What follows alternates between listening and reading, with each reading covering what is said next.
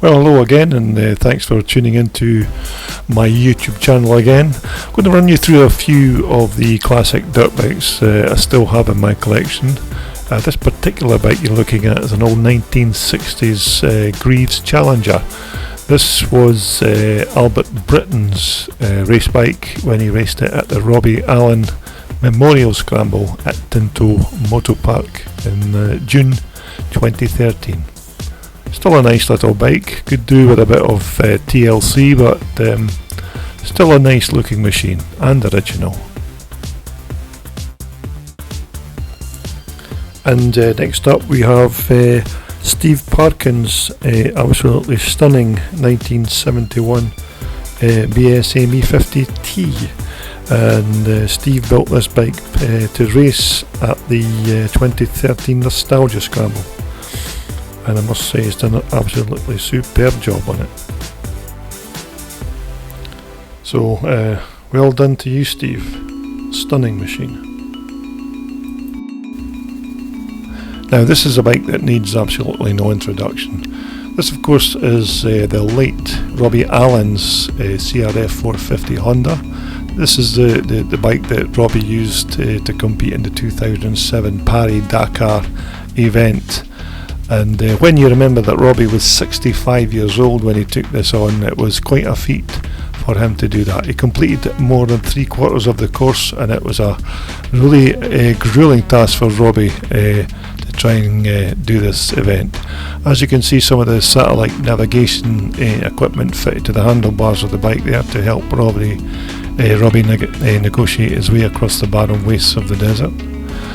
And on the side panels there you can of course see some of the many sponsors who helped Robbie to compete in the event. And as we all know, without sponsors and people helping you out, the event would never have been possible for Robbie.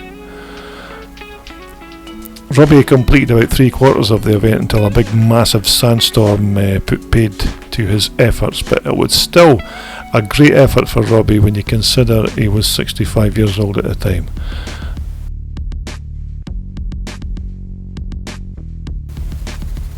Now this lovely machine here is of course property of Alan Arnott, a well respected racer and classic dirt bike enthusiast. You've maybe seen Alan racing on the racetracks up and down the UK. This is just one of the many bikes in Alan's superb collection, and it's an absolute stonker.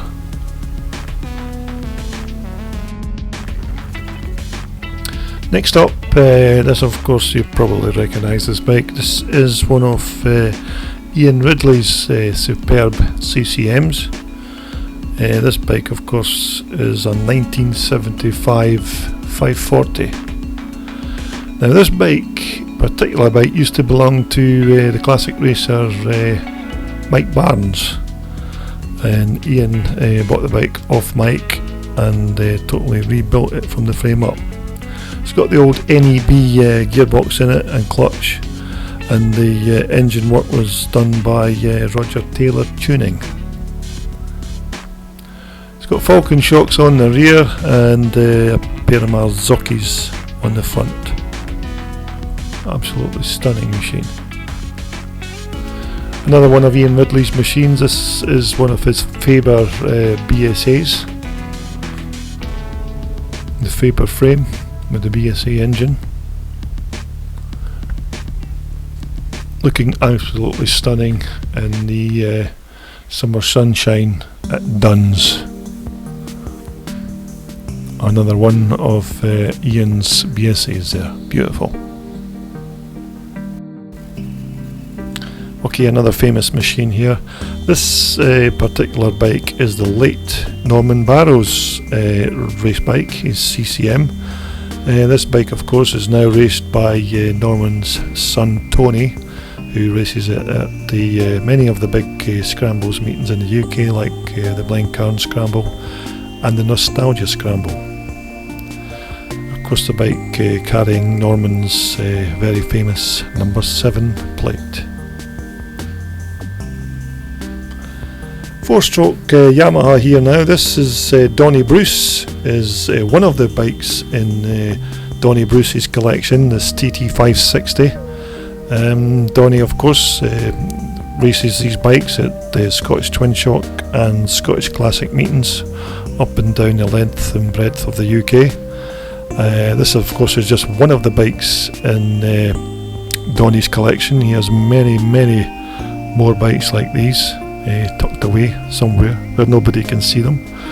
But this is just an example of one of the Donnie's race bikes. Wally Brown in the background there, hobbling along, still getting fit again after his ankle injury.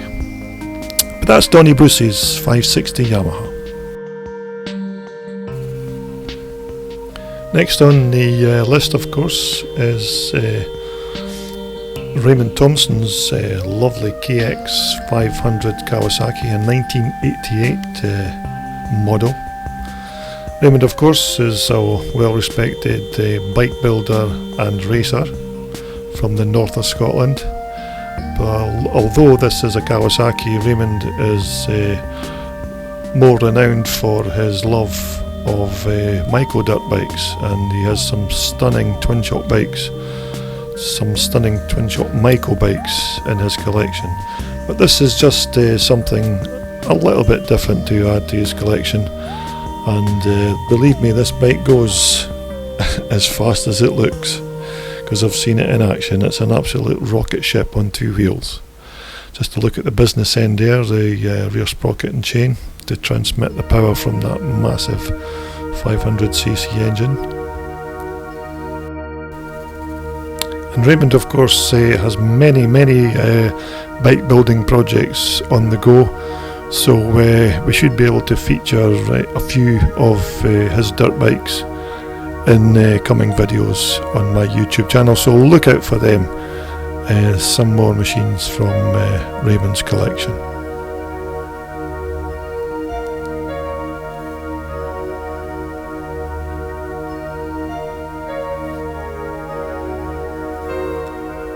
Now, this little trial bike was a machine I spotted at Tinto Moto Park a few years ago, just browsing the paddock, and passed by, and I thought, what a stunning looking little machine, so got a few video clips of it. Really nice bike.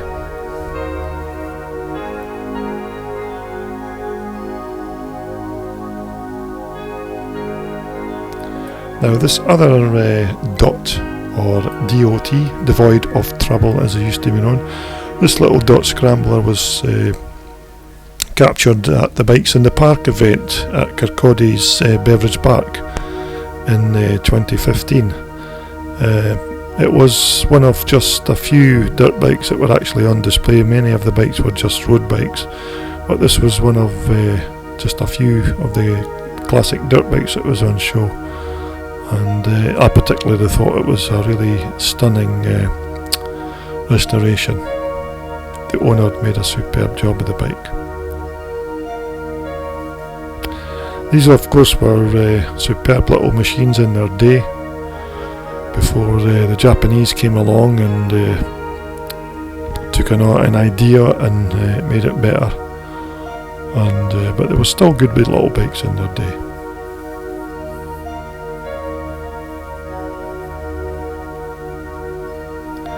Next up, this particular CZ360 belongs to Irishman Trevor Calderwood. Trevor, of course, is well-respected classic racer over in Ireland, and very regularly races in the UK at the Glencairn Scramble and the Nostalgia Scramble. Now, this particular engine, as you can see with the side guard on the primary sprocket, is a mandatory requirement when you race classic dirt bikes in Ireland. So if you're going over there to race your dirt bikes, remember, put covers on the primary drive sprocket. There's Trevor there, just doing a few tweaks with a screwdriver prior to racing. Another one of Trevor's bikes just sitting next to it there.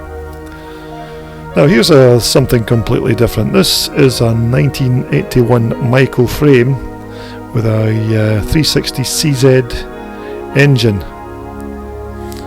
Now the owner had to do a bit of refabricating to fit the CZ engine into the frame, but it still looks the part, and it's a very nice bike on the track, I'm told. I was speaking to the owner a few months ago about the bike, and he is well pleased with the way the bike turned out, and it handles really well. But it's certainly something different. Calls it a MyZ or a MyCZ, I don't know, but it's something like that. A MyZ, certainly a different kind of bike.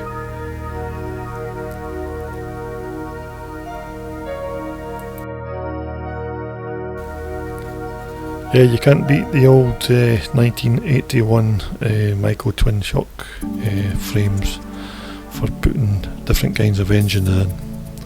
I've seen them with Armstrong engines and other types of concoctions, but they seem to be quite a popular frame for doing these kind of bespoke one-off dirt bikes. So that's a nice MyZ 360 dirt bike.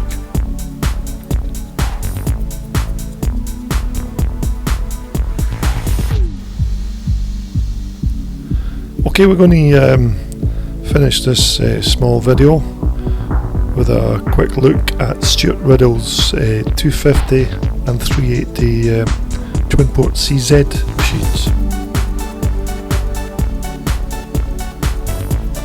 Now first up, of course, we have the 250 CZ, the blue fiberglass tank. Stuart informs me that these old fiberglass tanks on these CZs, they don't like the modern fuels apparently. They tend to eat away at the inside of the fuel tank. But Stuart hopes to counteract that by fitting an alloy tank or an aluminium tank in the near future. The twin low slung exhaust pipes there, a very distinguishing feature on the CZ twin port machines. I could never understand why the CZ factory fitted these pipes underneath the engine when you consider the kind of environment the bike would be racing in. Deep mud, stones, and must get pretty well battered on the racetrack, but it seems to suit the engine. Now Stuart rebuilt the wheels and the spokes and everything on this bike, completely rebuilt. The engine, of course, was stripped down, all the bearings, gaskets, etc. renewed as required, and he bought two brand new downpipes for this particular bike. The forks were also dismantled and rebuilt using fresh oil, etc. Stuart's distinguishing 164 number on his bike there. It's a very unique bike. There's not a lot of them you see about on the vintage racetrack, but Stuart's is a very unique bike with a 164 racing number on it. So there we go, that's Stuart's 250. Next up, of course, we have a virtually identical machine, other than the different colour of tank, the fuel tank, the red tank on this one, and of course the bigger engine, the 380cc engine.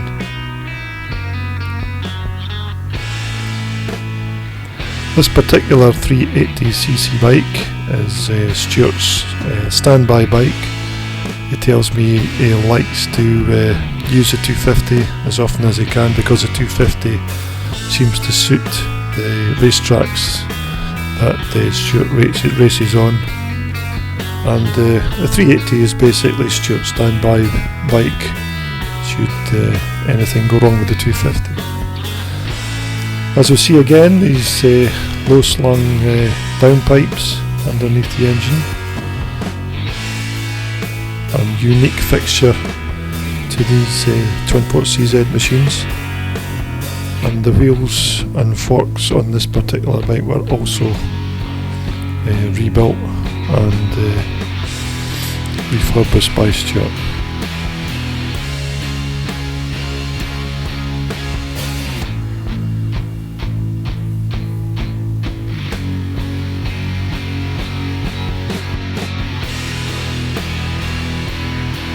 course, here we have the kickstarter and the gear shift on the left side of the bike, and if you're a CZ owner, you'll know that these bikes carry very long throw gearbox shifters.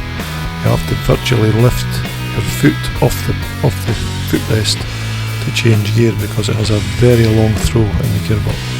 Although I do believe that Jared Copping of CZ Stuff in the UK is doing a modification for this particular feature to improve it.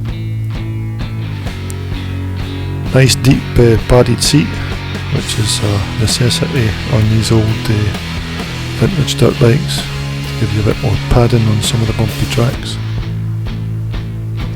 But anyway, that's Stuart's 380CZ. I hope you've enjoyed having a look at it. I hope I haven't bored you too much with droning on with this voice of mine, but I just hope you've enjoyed having a look at the classic dirt bikes.